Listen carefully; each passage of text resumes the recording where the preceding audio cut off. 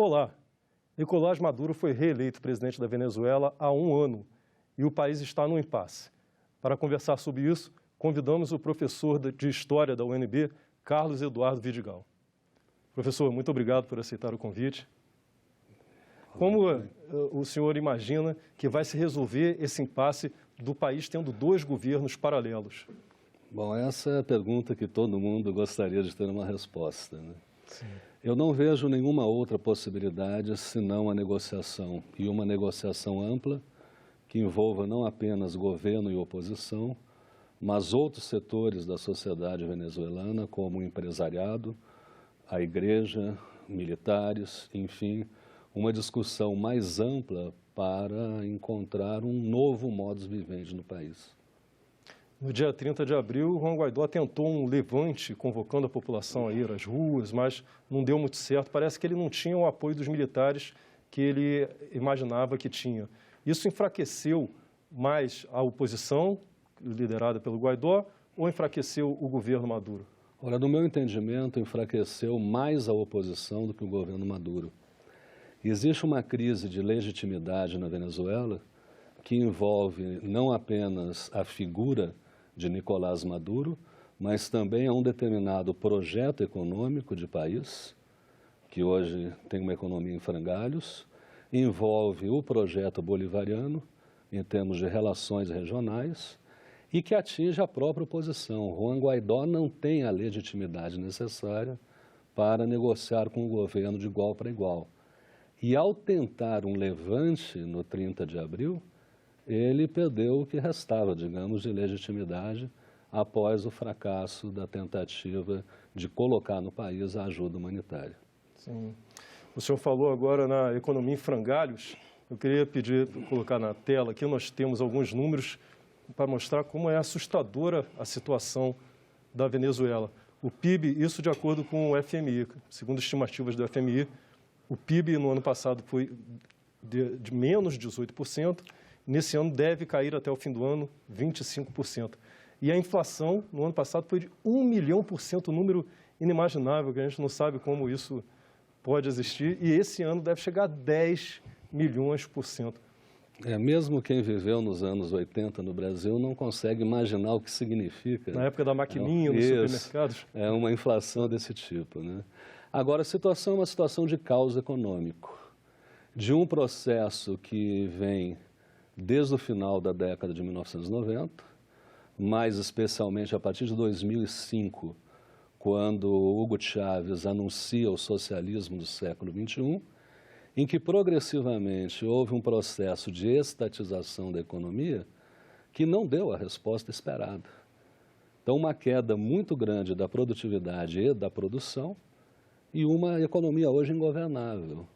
Isso talvez tenha sido por causa de eles terem concentrado tanto no petróleo, as atividades do país, a exploração? Olha, se nós pensarmos apenas no petróleo, na década de 1970 e 80, o país viveu muito bem com a riqueza do petróleo. Claro que trouxe um problema, que é a baixíssima diversificação da economia venezuelana, que praticamente não conta com indústrias nacionais. Nos anos 2000, que é a grande questão, o que nós temos é uma polarização política que se reflete no campo econômico, porque parte do empresariado deixou o país, outra parte passou a boicotar a própria produção, no sentido de enfraquecer o governo, e nós não tivemos no Estado venezuelano a competência necessária para colocar algo no lugar, digamos. A gente tem aqui uma outra parte desses números econômicos, também, ainda por essas estimativas do FMI, mostrando o desemprego no ano passado, que esse ano vai crescer ainda mais, chegando a quase metade da população desempregada, e a dívida externa, como aumenta absurdamente, também ali em 2015, é comparativo, no ano que vem, esse ano, até o fim desse ano, 159 bilhões de dólares americanos. Eu não me preocuparia tanto com a dívida externa, porque seria possível, no momento em que o país atingir um novo patamar, um novo entendimento político, digamos, buscar uma alternativa de endividamento de longo prazo e usar o petróleo para equacionar essa dívida. A questão está na produção e no desemprego. Então, como dar uma resposta mais ou menos rápida para a população e tentar diminuir um pouco a saída de pessoas, né? A questão da migração é uma das questões mais dramáticas que nós temos na nossa região hoje. Sim. Migração, nós temos também uma outra tabela, estimativas aí. Essas são esses números de acordo com a Organização dos Estados Americanos. Só neste ano, antes de completar o primeiro semestre, 5 milhões de pessoas deixaram a Venezuela diante dessa crise. E o Brasil, apesar de todo o drama lá em Roraima, Pacaraima, na cidade de Pacaraima, nem é dos mais afetados. A Colômbia está em primeiro lugar com 1,2 bilhão de pessoas. E o Brasil, 100 mil pessoas, que também é um número muito grande. Primeiro, por que o Brasil não tem recebido tantas pessoas assim quanto os... Olha, é basicamente duas razões, ou são duas razões. Uma delas é que a Venezuela, apesar de ser um país caribenho, é também um país andino. E suas estruturas socioeconômicas sempre tiveram maior proximidade com a Colômbia, que é o seu principal vizinho, né? Inúmeros negócios entre os dois países foram estabelecidos ao longo do tempo, e também um bom diálogo com o Peru, com o Equador, com o Chile, o Brasil ficando num segundo plano. O outro fator é a língua, né? A língua portuguesa, ela protege o Brasil dos fluxos migratórios regionais, uma vez que as pessoas elas têm um certo receio da necessidade de aprender uma nova língua em situação de exílio. Sim. O senhor falou agora em bom relacionamento com os vizinhos. Como fica essa questão da integração nacional, já que a Unasul está sendo um pouco questionada? Os blocos econômicos até não estão mais tão em ascensão como a gente imaginava há alguns anos. A Venezuela pode se beneficiar de alguma forma da nova configuração ou isso só prejudica? Olha, me parece que não. E a minha preocupação maior é que o Brasil ele tem, desde a década de 1960, um projeto de integração sul-americana em duas grandes vertentes, a Platina e a Amazônica, que seria para promover não só o diálogo político, mas a integração econômica regional e, mais adiante, transformar essa integração econômica em benefício dos povos sul-americanos. O problema é que esse projeto, que é gestado no regime militar brasileiro e que tem continuidade no período democrático, com Fernando Henrique Cardoso, com Lula e mesmo com os presidentes anteriores, passa por um processo de abandono relativo a partir de Dilma Rousseff e Michel Temer, e agora nós chegamos a uma situação extrema em que o Brasil está jogando por terra toda uma tradição de confiança dos vizinhos em relação às nossas políticas. Sinalizar positivamente a uma eventual intervenção americana na Venezuela, do ponto de vista político regional, é um desastre para a diplomacia brasileira. Exato. O Brasil tinha essa tradição de ser mediador, Sem de dúvida. paz, de diálogo, buscar o diálogo, que não está mais assumindo essa posição atualmente, tanto que o diálogo que está acontecendo no caso da Venezuela está sendo na Noruega. Em Oslo, a oposição venezuelana e o governo venezuelano têm representantes que estão conversando, tentando chegar a algum acordo lá na Noruega. A Noruega ela tem uma tradição de negociação internacional que pode contribuir enormemente para o processo venezuelano. Claro que ainda é cedo para afirmar já um resultado, mas ela teve muito sucesso na negociação israelo-palestina, algumas décadas atrás, que trouxe resultados razoáveis e pode contribuir também nesse caso. Mas o que chama atenção é que em 2003, nós tivemos o Brasil liderando um grupo chamado Amigos da Venezuela, depois incorporado pela OEA, e que conseguiu contornar uma crise grave na própria Venezuela. Mas com as novas orientações políticas de Argentina e Brasil, está extremamente difícil emular esse tipo de atitude ou de política na região. O que temos agora é o Grupo de Lima. Quais são os reais poderes do Grupo de Lima? Onde pode se chegar com esse grupo que envolve Brasil, Olha, Argentina? um grupo que é constituído por uma pauta essencialmente negativa, e quase que única, que é isolar a Venezuela e enfraquecer a Unasul, não me parece que terá um futuro consistente nesses próximos anos. O senhor falou na Unasul, acredita que ela pode acabar mesmo para dar lugar ao Prosul, que seriam com os mesmos integrantes, os mesmos países, só que com outro viés ideológico? Que é nesse mesmo sentido, né, de esvaziar a Unasul a partir de uma interpretação equivocada de que a Unasul seria um grupo bolivariano, que não é e não foi. Até considerar alguns governos da região, governos de esquerda ou centro-esquerda, é fazer uma certa concessão, digamos, exagerada, né, às lideranças sul-americanas da década de 2000. Mas nós não sabemos o que vai ocorrer nos próximos anos, porque dependerá muito dos processos políticos internos. A Argentina tem eleições este ano e pode ser que o atual governo, liderado por Maurício Macri, perca a eleição para o kirchnerismo, liderado pela Cristina Fernández de Kirchner. Sim. Outra tentativa de se conseguir um avanço, um diálogo, que foi sugerida pelo próprio Maduro, seria antecipar as eleições para a Assembleia Nacional da Venezuela, que seriam no ano que vem, e ele pensou já em se fazer isso esse ano. Isso teria algumas... Porque tem duas assembleias, né, a Venezuela. Sim. A Assembleia Constituinte, que é pró-Maduro, e a Assembleia Nacional, que era presidida pelo Guaidó e que, obviamente, é pró-Guaidó.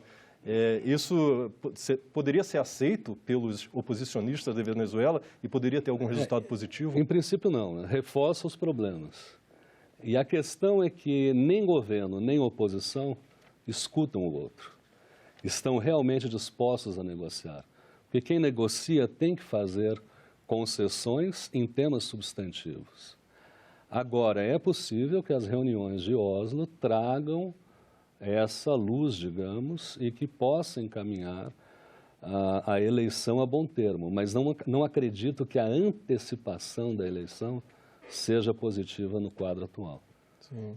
Se nada disso der certo, nem Oslo, nem as negociações internas da Venezuela, o senhor vê algum risco de guerra civil ou de intervenção externa, militar externa? A guerra civil ela pode vir se houver intervenção externa. Mas a intervenção externa, ela não é um tema banal. É importante nós lembrarmos que os Estados Unidos tiveram, entre as últimas décadas do século XIX e o ano de 1933, com a ascensão de Roosevelt, um período de intervenções muito seguidas, digamos, muito comuns na região. A América do Sul, até naquela época, foi mais ou menos preservada. Imaginar uma intervenção norte-americana na Venezuela hoje, com toda a tradição democrática que a região possui, é talvez uma cartada excessiva até para os Estados Unidos da América, que pode criar na América do Sul um problema tão grave quanto ocorreu no Iraque, por exemplo. Jogar a Venezuela no caos numa guerra civil pode ter um efeito muito negativo para o presidente americano, seja o Trump ou outro. Em relação aos países que estão se envolvendo nessa tentativa de solução para a Venezuela, além dos Estados Unidos, temos também Rússia e China, que também em que até o envolvimento de Cuba agora foi pedido, já foi sinalizado de Cuba, se Cuba não poderia. Parece que o próprio Grupo de Lima já sinalizou se a Cuba não poderia tentar ajudar a intervir. O senhor vê isso como um lado mais positivo para a paz, para uma solução pacífica, ou como algo mais arriscado? Não incluir Cuba no diálogo eu vejo como positivo, e provavelmente uma solicitação de Caracas. E como é o Nicolás Maduro quem controla o Estado venezuelano, ele terá que fazer concessões. Uma negociação em que ele tem um papel secundário dificilmente será vitoriosa. Quanto à China e à Rússia, a situação é diferente. Eu acredito que eles participariam de maneira mais positiva em um segundo momento, na hora de tratar da questão da recuperação econômica do país, mesmo porque eles têm empréstimos vultosos na Venezuela. Sim. E querem recuperar esse dinheiro. Isso é uma coisa que eu ia perguntar. Os interesses não são só na paz mundial, tem alguma coisa econômica também, sim, por causa dos investimentos já feitos no país. Mas a legitimidade que países como o Brasil, os outros sul-americanos, e mesmo os Estados Unidos têm para participar de uma negociação entre as duas partes, não inclui China e Rússia. China e Rússia estão fora do processo político regional. Então, ficaria, digamos, para um segundo momento. Sim. Nesse caso da intervenção externa militar, que seria provavelmente os Estados Unidos como principal agente, o Brasil tem o risco de se envolver, porque já deu declarações do governo, integrantes do governo já deram declarações pró-Estados Unidos. E quais os riscos do Brasil se envolver nisso e quais os perigos de o Brasil se envolvendo, o que o país poderia sofrer? Eu não acredito no envolvimento do Brasil. Se nós lembrarmos que na década de 60, quando o Brasil constrói um projeto de integração sul-americana, a partir do governo Castelo Branco, de uma importante reunião que ocorreu em Manaus em 1966, e a gente projeta pelas décadas seguintes essa ideia da integração sob inspiração brasileira, como eles diziam, nós temos que lembrar que o primeiro grande problema que o Brasil enfrentou veio em 65, quando o Brasil apoiou na OEA a intervenção na República Dominicana e o Brasil comandou a força de intervenção e mandou 1.100 soldados para a República Dominicana. O que ocorreu? Os vizinhos latino-americanos passaram a considerar o Brasil um país que estava a serviço dos interesses de Washington, e o Brasil, para recuperar uma imagem e a confiança da vizinhança, levou mais de uma década. Então não é uma decisão simples. E os militares brasileiros da época do regime militar e após, o que inclui os atuais, eles têm nessa ideia de uma integração regional um valor. A maioria deles tem essa ideia. Talvez por isso os militares brasileiros tenham substituído o chanceler após a tentativa de golpe do Guaidó na representação do Brasil diante dessa questão. O senhor vê as Forças Armadas do Brasil como um ponto de mais equilíbrio? Sem dúvida alguma. Na questão da integração regional, um ponto de equilíbrio e aqueles que têm uma visão de longo prazo das grandes questões geopolíticas regionais. Sim. Nesse levante de 30 de abril que o Guaidó promoveu, ressurgiu uma figura muito importante na política da Venezuela, que é o Leopoldo Lopes, que sempre foi o líder da oposição e estava preso e conseguiu a liberdade agora. Mas tem muita gente que o acusa de estrelismo, de querer sempre ser o protagonista, e a própria oposição não adere muito a ele, assim, por causa desse ímpeto dele. O senhor acredita que o Leopoldo Lopes fortalece a oposição ou acaba dividindo a oposição? Eu entendo que ele mais divide do que une a oposição. Nós temos que levar em conta a presença do Henrique Capriles, que teve um protagonismo maior alguns anos atrás, à frente da mesa de União Democrática, e o Leopoldo Lopes, junto com o Juan Guaidó, no Partido Vontade Popular. Mais à direita, digamos, que o Henrique Capriles. Só que o Henrique Capriles já compreendeu há alguns anos que mesmo saindo Nicolás Maduro, o chavismo vai continuar sendo um elemento importantíssimo na política do país. Vai durar décadas, né? Eu costumo comparar com o peronismo na Argentina. Sim. E esse enraizamento do chavismo leva, então, à necessidade de um tratamento mais equilibrado, que o Leopoldo Lopes não tem demonstrado.